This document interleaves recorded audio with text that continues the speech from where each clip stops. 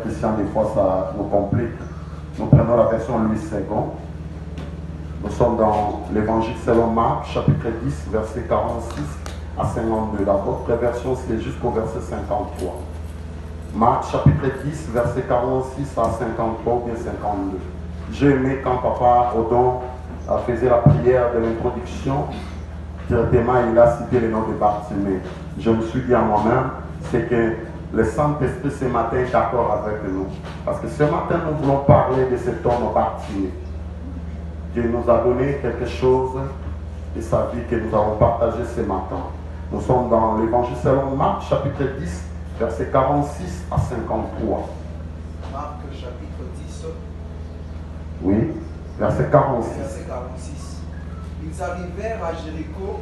Oui. Et lorsque Jésus en sortit avec ses disciples et une assez grande foule, les fils de Timée, Bartimée, mendiant aveugle, étaient assis au bord du chemin. Il entendit que c'était Jésus de Nazareth et il s'est mis à crier: Fils de David, Jésus, aie pitié de moi. Plusieurs le reprenaient pour le faire taire, mais il criait beaucoup plus fort: Fils de David, aie pitié de moi. Jésus s'arrêta et dit: Appelez-les.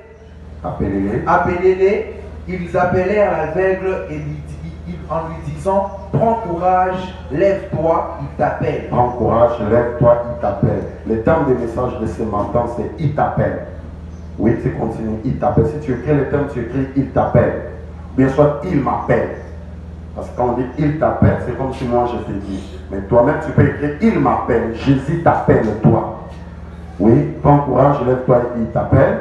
L'aveugle jeta son manteau. L'aveugle jetant son manteau. Et s'élevant d'un bond vint vers Jésus. Il va vers Jésus. Jésus prenant la parole lui dit: Oui. Que veux-tu que je te fasse? Que veux-tu que je te fasse?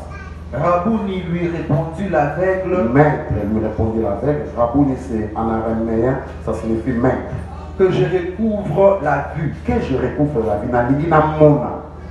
Et Jésus lui dit: Va, ta foi t'a sauvé. Va, ta foi t'a sauvé. Aussitôt il recouvra la vue et suivit Jésus dans le chemin. Subitement il recouvra la vue et suivit Jésus dans le chemin. C'est la parole du Seigneur.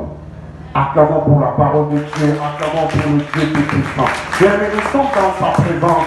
Il est là, bien-aimés. Quand nous acclamons pour le pasteur, nous acclamons Dieu, nous acclamons Jésus qui nous a sauvés.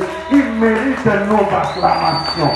Le dimanche, c'est un jour de célébration. Nous sommes en train de célébrer celui qui a vaincu à Golgotha.